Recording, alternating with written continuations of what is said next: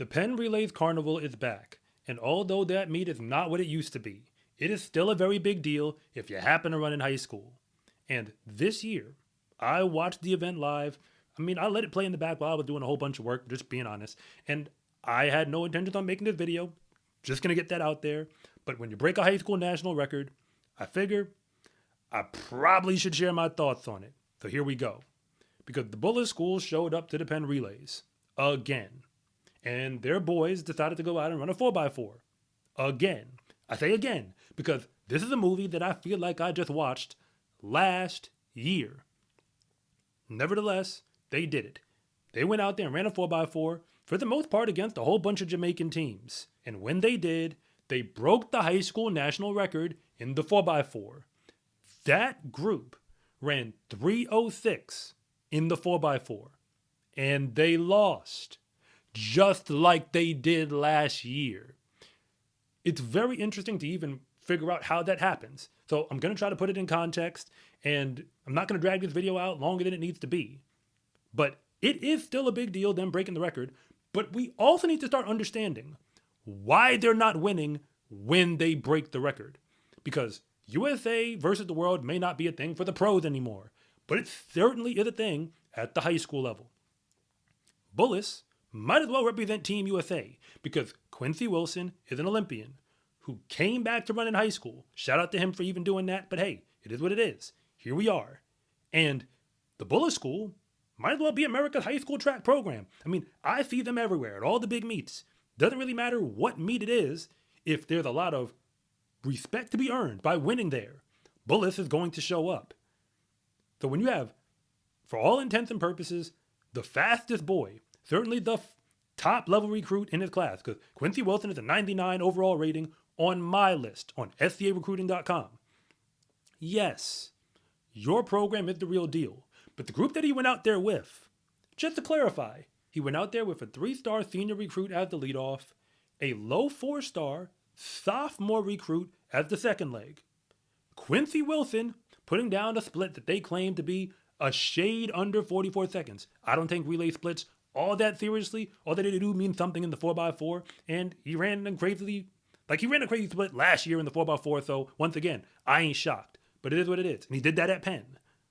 But their anchor leg is a 4-star, like mid-level 4-star senior recruit. That group has a high school national record.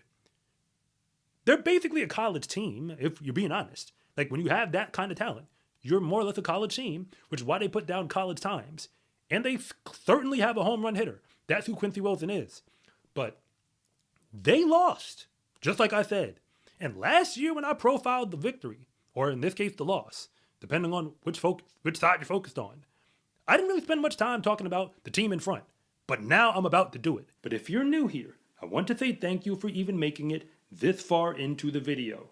And I'm Coach Rob, the founder of SCArecruiting.com, where I rank the best track and field recruits across the entire nation and help student athletes who want to be recruited to get exactly what they want. And if anything that I say actually connects with you, it is always greatly appreciated if you would please like and subscribe. But if I don't, just let me know in the comment section because I try to read them all. Because Kingston College won that 4x4. And I'm not going to try to go through all the names in this video. But if those boys were on my high school recruiting list, this is what they would look like. Every single man on that relay would be at the very least a 4-star recruit.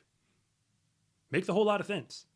And their anchor leg would be probably a low 5-star recruit if we put him in the class of 2025, which is definitely where he'd have to fall based on where his birthday is.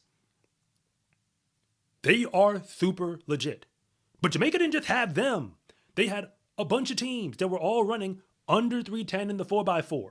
The second fastest American team finished 6th place in the 4x4 and barely broke 312. Just to put that in perspective. But once again, this is the Penn Relays, which is a big deal if you actually run at the high school level. Again, it's disappointing that the pros don't really run it the way they used to. But when you break a high school national record, I pay attention. It's not something that happens all that often, even though it's been happening a whole lot more lately.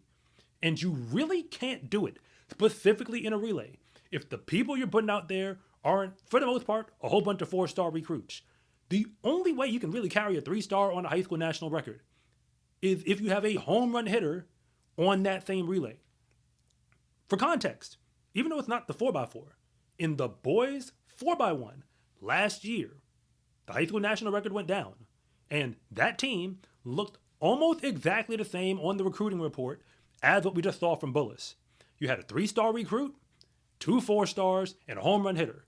The number 2 sprint recruit in the entire class of 2024. That was who was on that relay.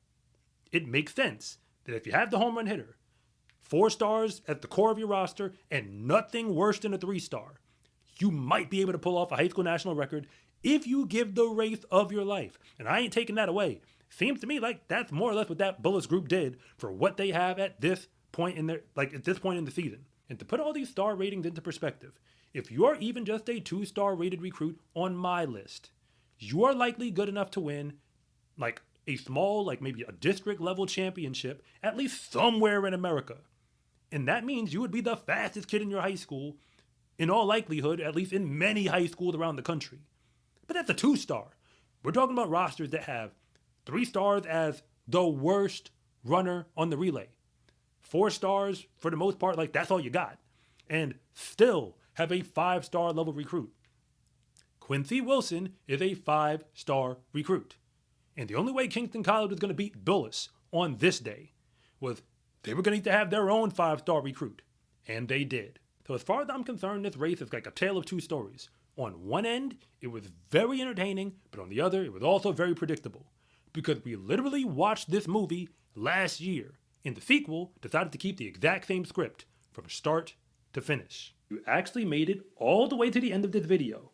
I do have to admit that thank you doesn't do it justice anymore, because you are a real one. And if you want more from me beyond this video, on scarecruiting.com, you can get a ton of resources, like my free recruiting guide, online courses, and much more, including the option to meet with me one-on-one, where my specialty is helping you figure out which schools might actually be the best fit for you. In the sport of track and field, confidence is everything, because when you win, that is just the moment when everybody else finds out what you already knew to be true, that fast is a lifestyle. Get your fast is a lifestyle track and field gear at scarecruiting.com/shop, or use the link in the description below. It's a huge support to me and this channel, so I can continue to make you more content like this. And remember, it is always greatly appreciated if you would please like and subscribe.